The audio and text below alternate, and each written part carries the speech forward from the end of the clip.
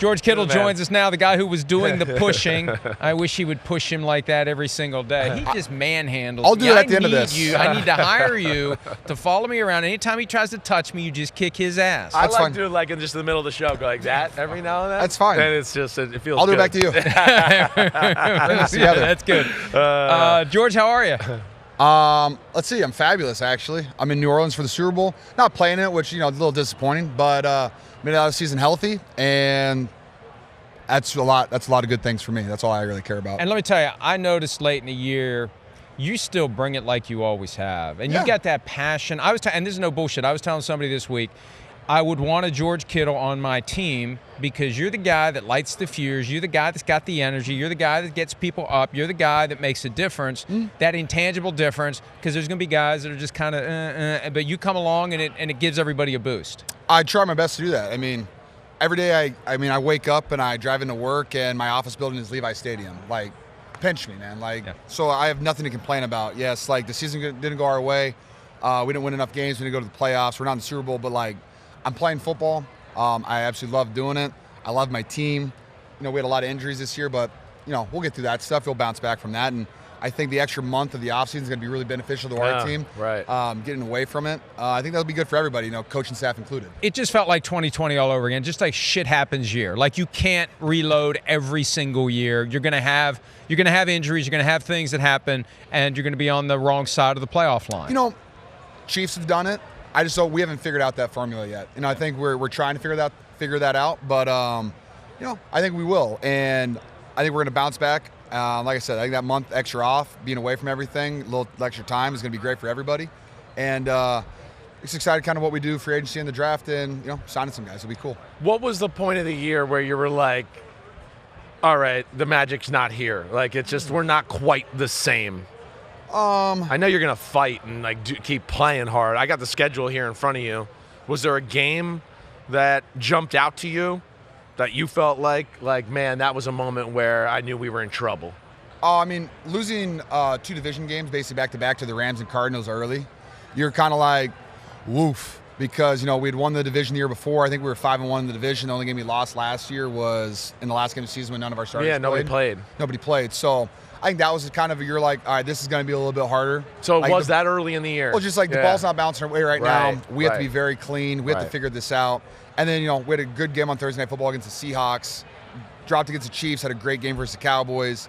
Tampa, and then after that, when we lost at Seattle at home, and then we got completely blown out by the Packs and the Bills, it was okay, guys, there's an opportunity here, but everything has to go our way. And again, I think we gave up we gave up a lot of rushing yards, and we weren't rushing the ball well, and we had a ton of turnovers. So kind of hard to win football games. Yeah. And really the tone was set early on when Christian all of a sudden just isn't there for week 1 and just comes back and plays a couple of games, and then he's out for the rest of the year. When you have a player that valuable to the team and he's not available, it's going to have an impact. It does, and it's not just he's not available. When you don't have him in the huddle or on the field all the time, because kind of the way that Christian handles himself is he handles himself like a pro's pro. Everything he does is just always to the top extent, and he just does such a good job at it. So guys watch that, and when you have young guys on your team, young running backs on your team, and he's not in the room to do stuff that for them to watch, I think it's a little difficult sometimes. They might not learn it the right way. So.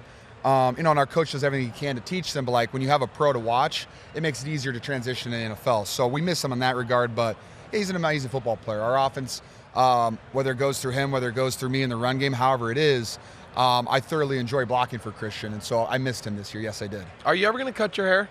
Whenever my wife tells me to. It's all in him. Yeah, because I saw that old video. You're handsome, Garrett cut. That was crazy. You know what? I shaved off my whole beard, and my wife hit me instantly. She goes, "What were you thinking?" And I was just like, "My bad. I won't do that ever again. I'm so sorry." Happy wife, happy life. Very true. You had said going into the 2023 season that the window could be closing on the guys who have been here, and that's 2 seasons ago. Sure. How does it feel right now? I just feel like at any moment you could kick a window wide open. That's how I feel.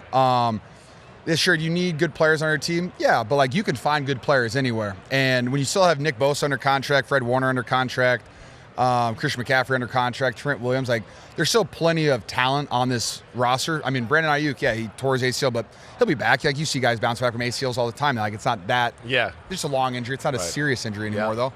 So it's just the talent's still there. Our coaching staff is still there. We still have all the pieces. It's just hey, let's stay on the field, run the ball, and don't turn the ball over.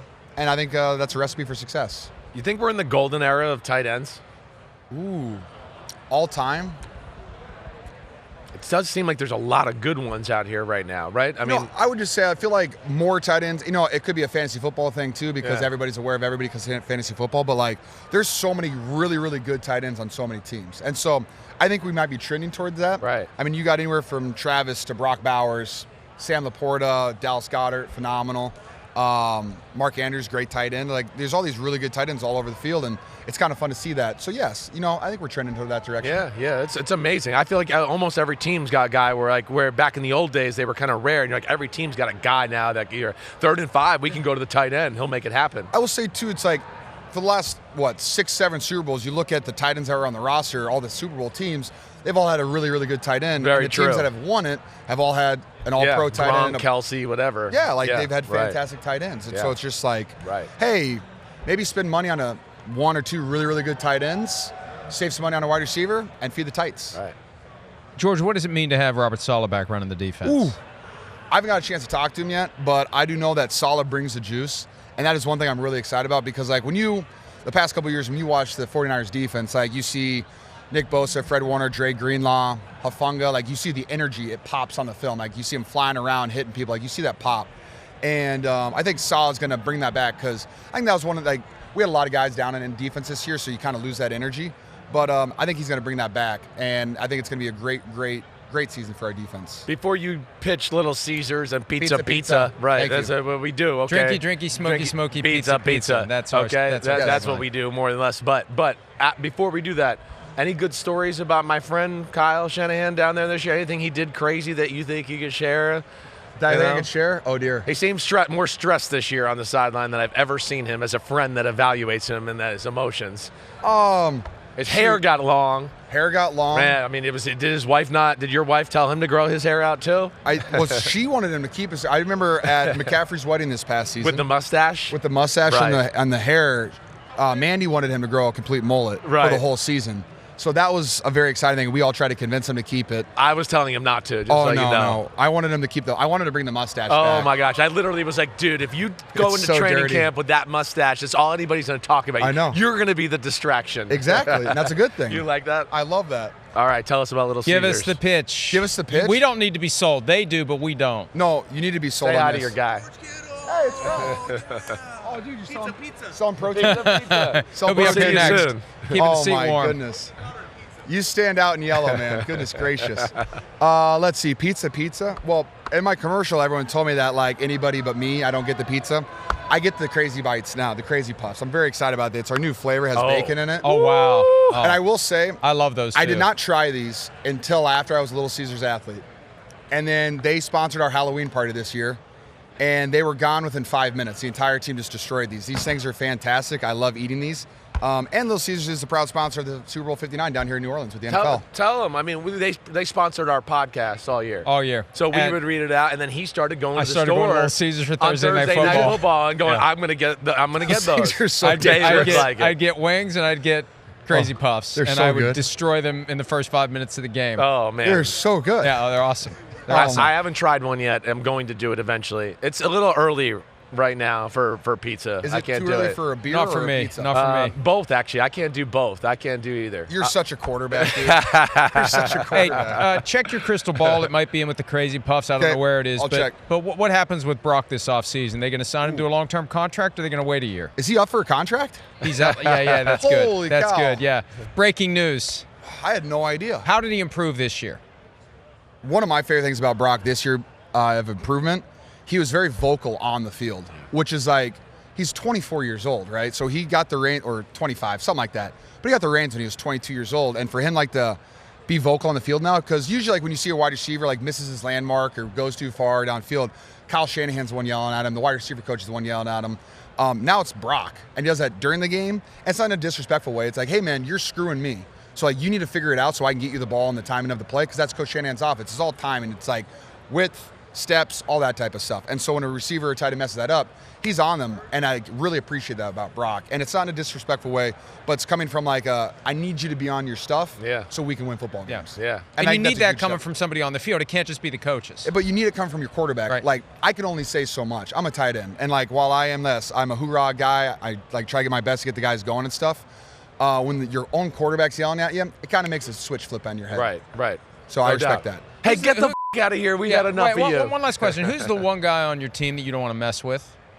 One guy on my team, Trent Williams. Besides that, though, That was a great, come on. great answer. You know what? This is one thing that hit me a couple years ago. Was like, I have a job, right, where you have anybody from Robbie Gould in your locker room to guys like Trent Williams and everybody in between. Right. But like, if you just stood there like with your chin out and Trent Williams punched you as hard as he could, do you think you're getting up from that? No. Getting up? I mean, what? I don't think tomorrow? I don't think your head's staying on your shoulders. That's what I think. I'm just like, there's like 4 or 5 guys in my locker room that like, I'm not going to get up from that You at can't all. play with he gave one to Richard Sherman on the chin, as quick as you've ever seen. I was like, damn, not only is he big, he's quick as hell. Dude, Trent he is the silverback for a reason. All right, thank amazing. you, George. Thanks, Little Caesars. I hope to not see you next year. I would appreciate that. Yeah, well, it's seriously. Levi's. That'd be awesome. Right. Yeah. We'll Why be. It's not? our Super Bowl, NBC. Ooh. So we'll be So on we the will see field you. pregame. We We will will see see you. you. Hopefully Either you'll way. be Hopefully there. see me pregame. That's a good thing. That's when we All right, want. we'll be back with more from New Orleans. George Kittle.